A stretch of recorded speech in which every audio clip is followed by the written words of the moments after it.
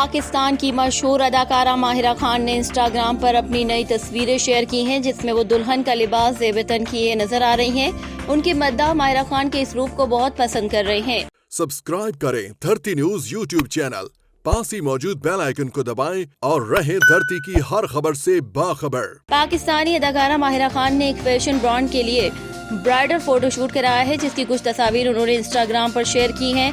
ये तस्वीर social media पर वायरल हो रही हैं। माहिरा खान इस लहंगे में काफी खूबसूरत दिखाई दे रही हैं, जिसका नाम मेहरू है। माहिरा की हर एक ड्रेस के पीछे एक खूबसूरत कहानी है। डिजाइनर ने हर आउटफिट को एक अलग नाम दिया है। माहिरा ने इस तस्वीर में जरमीना नाम के ड्रेस पहन रखी है। इस तस्वीर में माहिरा ने जो खूबसूरत हरे रंग की ड्रेस पहन रखी है, इसको दुल्हनें बारात से एक दिन पहले पहनती हैं। माहिरा ने ये फोटोशूट एक फैशन ब्रांड के लिए कराया है।